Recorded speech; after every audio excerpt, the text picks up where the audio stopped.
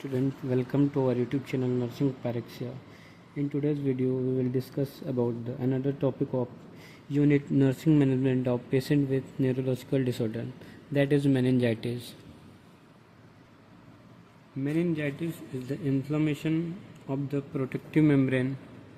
Meningitis is the inflammation of meninges, that is protective membrane और covering of the brain and spinal cord. मतलब meninges जो है inflammation है meninges का.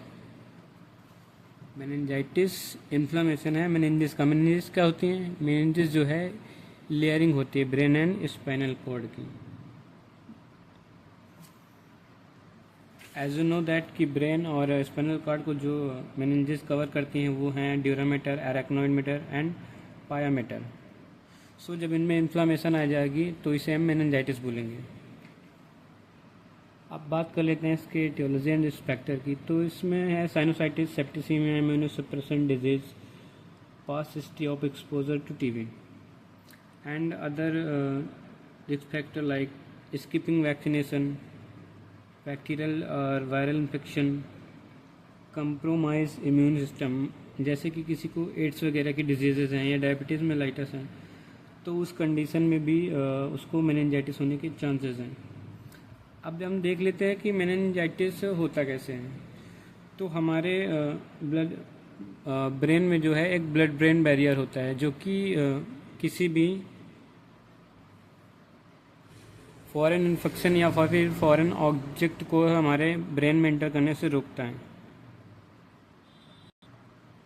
Blood brain barrier जो होता है ब्रेन की कैपिलरीज की इंडोथीलियल जो सेल होती हैं उनसे मिलकर बना होता है. इसका पर्पज क्या होता है?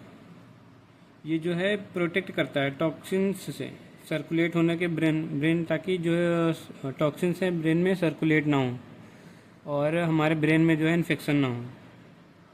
और ब्लड ब्रेन बैरियर हमारे जो ब्रेन तक है वो न्यूट्रिएंट्स पहुंचाता है.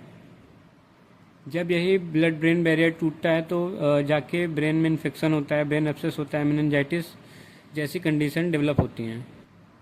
मेनिंजाइटिस मोस्टली जो है 2 टाइप्स के होते हैं पर इसमें 3rd टाइप भी ऐड हुआ है जो कि है पैरासाइटिक. फर्स्ट है हमारा बैक्टीरियल मेनिंजाइटिस, सेकंड है वायरल मेनिंजाइटिस एंड थर्ड है हमारा पैरासाइटिक मेनिंजाइटिस.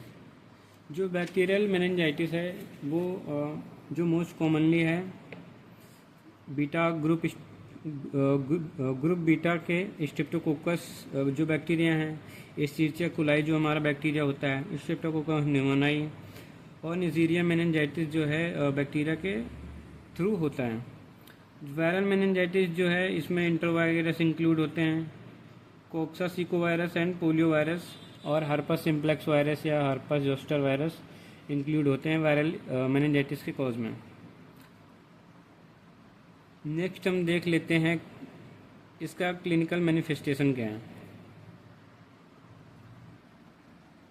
क्लिनिकल मैनिफेस्टेशन में हमारा फीवर है, सीवियर हेडेक हो गया, ब्रेडिकार्डिया हो गया, नोज़िया एंड वॉमिट हो गया, हाइपोटेंशन है, सीजर्स है, इरिटेबिलिटी.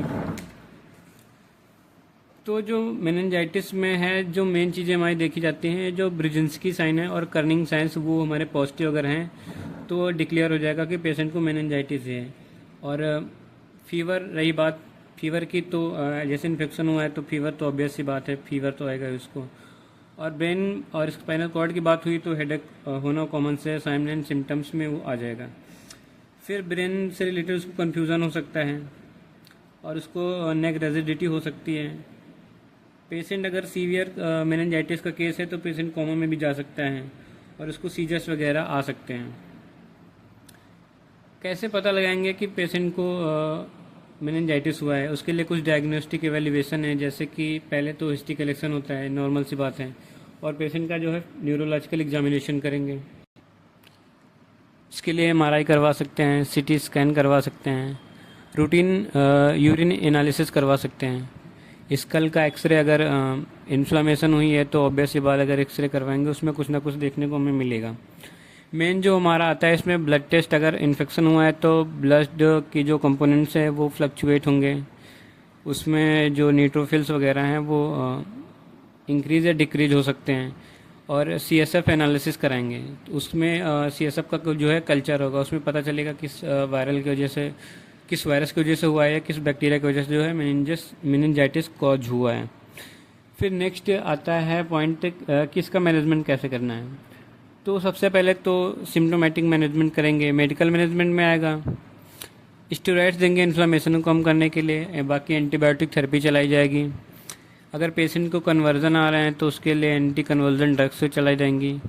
और अगर पेशेंट का इंट्राक्रैनियल प्रेशर जो है बढ़ गया है मेनिंजाइटिस की वजह से, तो उसमें हम ऑस्मेटिक डायरेटिक जैसे मैनिटोल वगैरह चला सकते हैं। इसके कॉम्प्लिकेशन क्या क्या हैं? इसके कॉम्प्लिकेशन में आर्थराइटिस है, विज़न लॉस हो सकता है पेशेंट का, सीजर्स वो उसका साइन एंड सिम्टम्स भी था और कॉम्प्लिकेशन भी है।